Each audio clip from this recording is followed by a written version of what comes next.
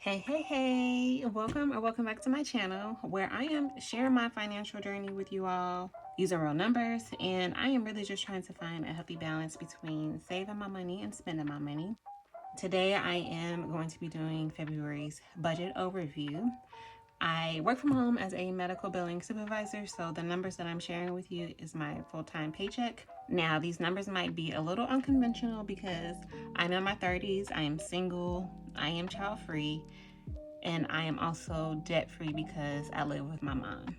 I do have more information about that listed in my description box because you might hear my nephew across the hall playing his game. So I only get paid twice a month, every 7th and the 22nd of the month. The 22nd falls on a weekend, and because I only get paid twice a month, my paychecks fluctuate. I get paid anywhere between 80 hours or 96 hours. And because of that, I have decided to start budgeting each month based on my 80-hour paycheck. Now, I did increase my 401k contribution, and I have not received a paycheck yet this year for the 80-hour paycheck. So I am going to go based off of last year's numbers, which is roughly $1,629.15. I am actually going to go ahead and round that up to $1,630 just to make the numbers a little bit more even. And that will bring me to $3,260 as my budget for the month. Now, I use 3 different budgeting tools. The first one being the conscious spending plan, which I just started using back in October, and that is Ramit Sethi's budgeting plan. I will have a link to his video in the description box. I do thank you guys for the feedback from my January budget overview, but yes, I will have that listed in my description box, and I have it breaking down into the buckets that he has listed in that video for his conscious spending plan. Now, the actual is going to look different because this first paycheck is going to be a 12-day paycheck at 96 hours. And then this paycheck is a 10-day paycheck at 80 hours, which is going to be a little bit lower than this because of my increase in the 401k contribution, but this paycheck will make up for that difference. And going into the expenses, this bucket is 50 to 60% of the take-home pay. And so for rent, I pay my mom $700. We go in half on the internet, and that is an estimate of $90.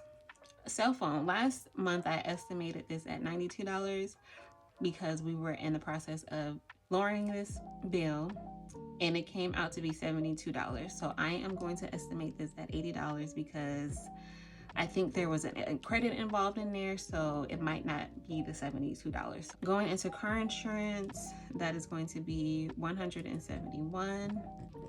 Hoping that the actual will be a lot lesser than this by the end of the month. Life insurance is $34.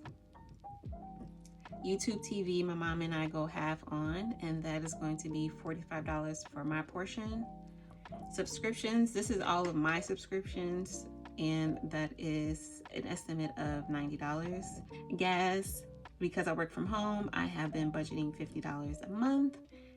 Groceries, I do not have to contribute to this every month, but I still like to, so I budget $300 a month. And lately I have been only doing half of this. Household is $50 a month, and then pets is $30 a month.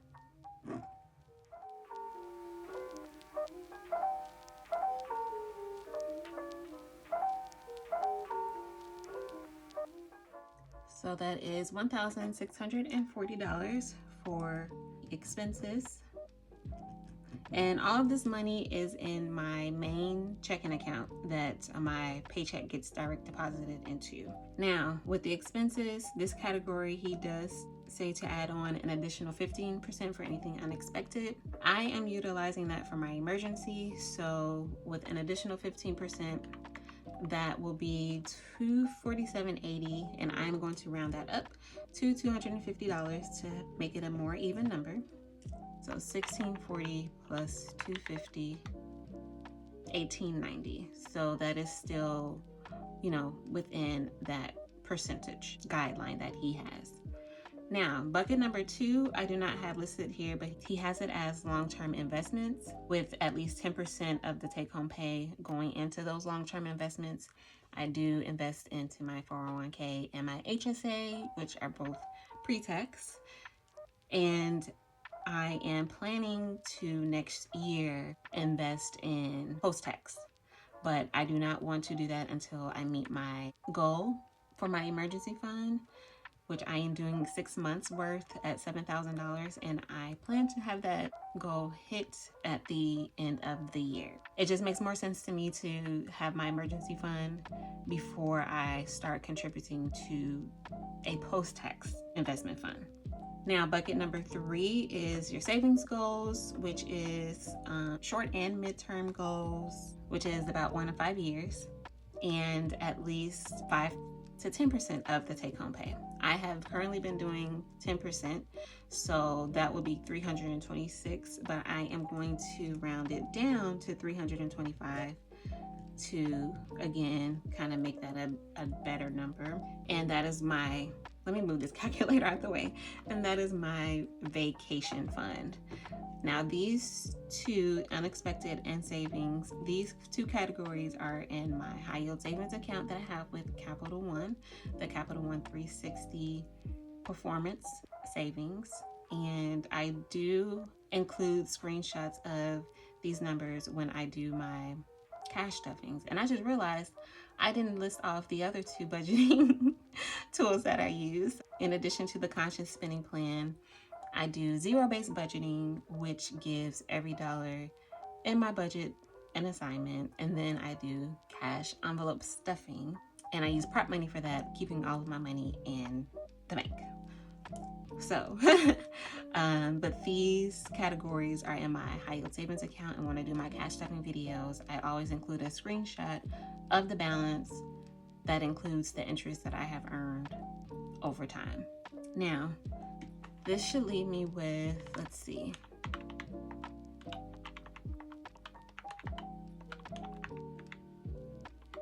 $1,045. And that is all going to go to the 4th and final bucket of the guilt-free spending.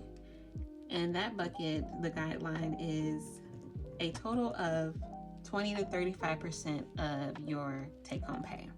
And that is always after all of these are taken care of. Now, I will say that I never spend this amount each month. I am about $75 shy of meeting the amount that I have in my guilt-free spending. And whatever I don't spend, I put that towards savings. And I do that by utilizing savings challenges to make it a fun way to see the money that you're saving. And also with this, I have this money broken down into sinking funds categories. So I have my birthday fund, I have my self-care fund, I have my date night fund. So for instance, for my birthday, I am saving up a total of $500.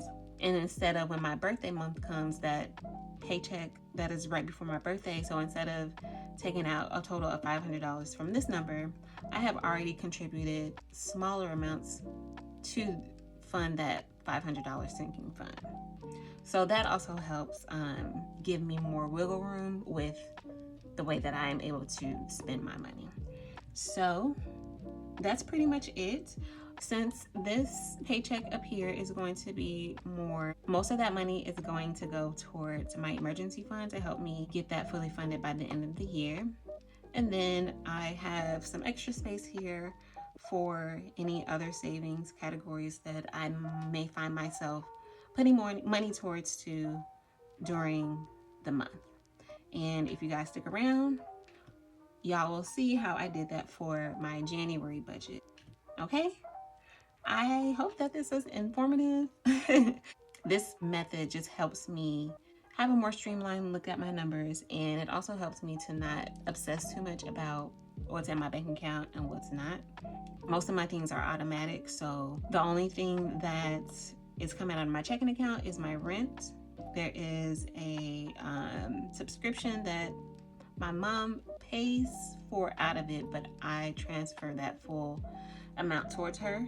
And then the cell phone bill, that's another one that is automatically taken out of her checking account. So I transfer my rent, cell phone, and just one of these subscriptions directly to her checking account from my checking account. And then everything else gets paid on my credit card. And I know that my credit card due date is due on the 15th of each month. So as long as I have my expenses and everything paid off by then, we're good.